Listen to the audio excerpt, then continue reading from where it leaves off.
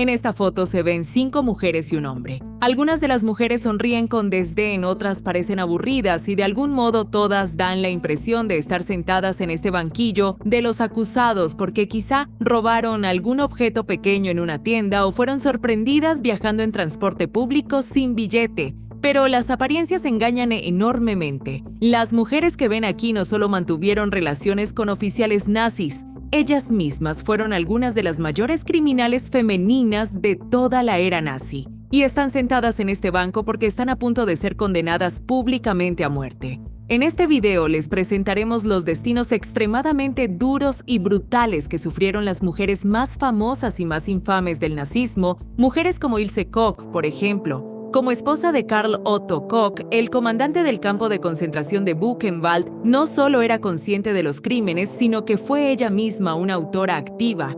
Y no solo eso, era tan increíblemente cruel que dentro de los círculos nazis llegó a ser conocida como la bruja de Buchenwald. Sentía un enorme placer en torturar a los prisioneros de la forma más sádica posible hasta que morían. Por ejemplo, incluso mandó a hacer pantallas de lámparas con la piel de sus víctimas. Aunque fue una de las peores criminales de todas, durante un tiempo después de la guerra pareció que la bruja de Buchenwald podría salir relativamente bien librada. En 1947, Ilse Koch fue condenada a cadena perpetua por sus crímenes, pero tras solo 4 años fue liberada. Esto provocó una enorme indignación pública y así, en 1951, la justicia finalmente se impuso después de todo. La bruja de Buchenwald fue condenada nuevamente a cadena perpetua y nunca se suponía que debía salir de prisión. Su hijo pequeño le fue arrebatado y las demás reclusas aislaron a la criminal. Durante más de 15 años, Ilse Koch intentó presentar solicitudes de indulto, todas y cada una de las cuales fueron rechazadas. Incluso los guardias evitaban en gran medida cualquier contacto con ella, y cuando finalmente terminó en confinamiento solitario, su estado comenzó a deteriorarse de forma dramática. Cayó en una profunda depresión y desarrolló graves delirios. Al final, esto llegó a tal punto que en 1967 se quitó la vida, porque ya no podía soportar su castigo ni su estado mental. Un destino completamente diferente, en cambio, le tocó a Emmy Göring. Ella fue la primera dama del Tercer Reich, la mujer al lado del Reichsmarschall Hermann Göring. Durante la era nazi vivió verdaderamente una vida como de reina. Residía en una lujosa finca, recibía a invitados de estado y acumulaba algunas de las obras de arte más valiosas de Alemania en sus magníficos salones. Todas ellas, sin embargo, eran piezas robadas. Vivió esta vida hasta 1945, cuando todo cambió de repente para ella. Inmediatamente después de la guerra, Emmy Göring fue arrestada e interrogada por los estadounidenses, quienes la clasificaron como gravemente implicada. Aunque ella misma no había cometido realmente ningún crimen, todos sus bienes fueron confiscados. Además, a la antigua actriz se le impuso una estricta prohibición de actuar y trabajar, dejándola sin ninguna posibilidad de ganarse la vida por sí misma.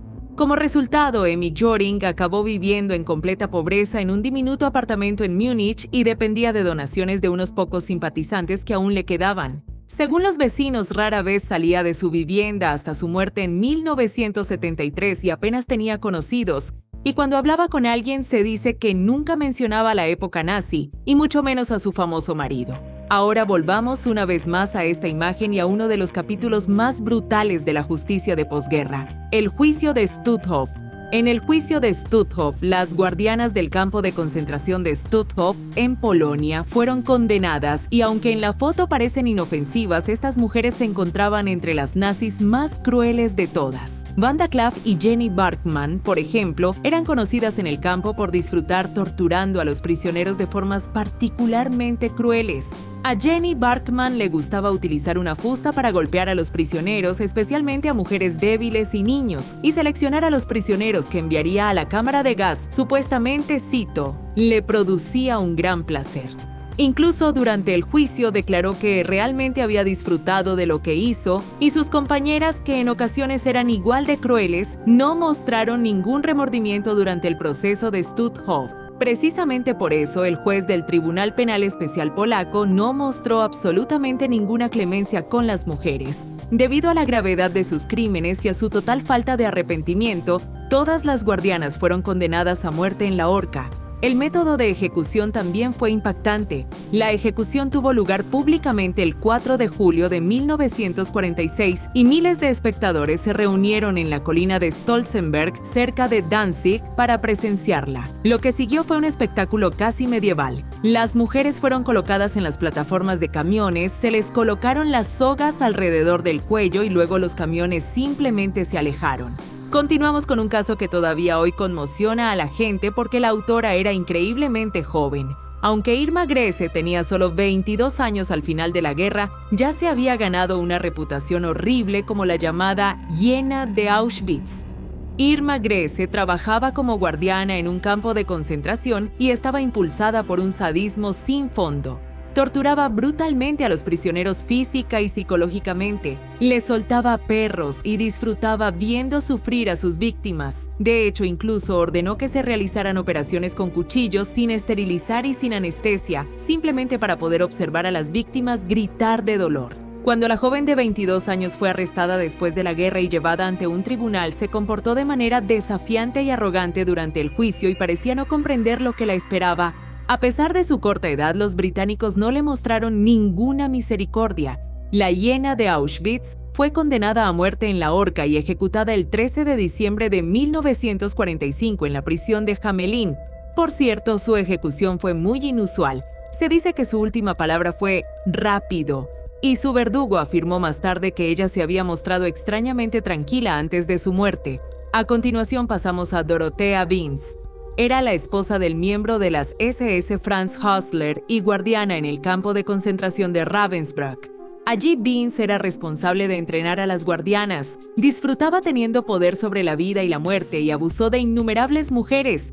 Después de la guerra, Dorothea Binz fue capturada por los británicos y enviada a un campo de internamiento. Fue allí donde comenzó su profunda caída porque la criminal fue condenada a muerte, pero no se le dijo cuándo se llevaría a cabo la sentencia. Sufriendo bajo esta incertidumbre, Dorothea Binz fue atormentada psicológicamente hasta tal punto que intentó quitarse la vida en su celda. El intento fracasó y fue cuidada hasta recuperar por completo la salud, solo para ser ejecutada después de todo. Binz murió el 2 de mayo de 1947 en la horca en Hamelin. Su verdugo no fue otro que Albert Pierrepoint, el verdugo más famoso y más eficiente de Inglaterra.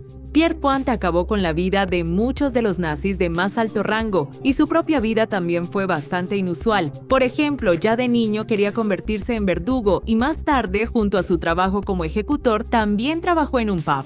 Al final, incluso perdió su empleo como verdugo porque una vez se presentó borracho a una ejecución.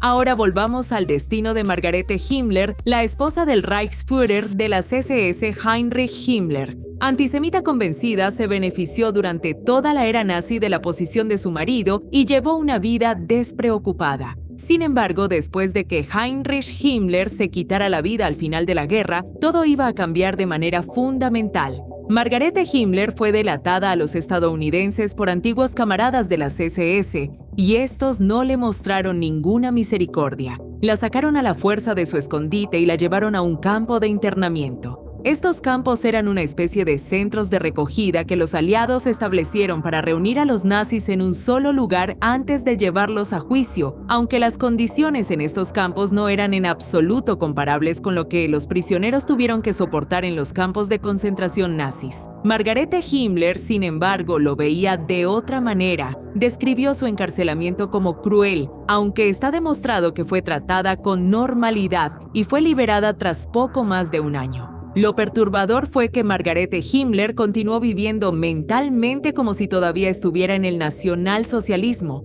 Despreciaba a los estadounidenses y tras su liberación se relacionó exclusivamente con círculos neonazis. A sus ojos, los estadounidenses eran los malvados perpetradores y los nazis las víctimas inocentes. Como se le prohibió trabajar y no tenía derecho a una pensión, acabó empobreciéndose por completo y pasó sus últimos años en una gran pobreza y soledad hasta que murió en 1967. Si te pareció interesante este video, deja un me gusta y suscríbete. Adiós y hasta la próxima.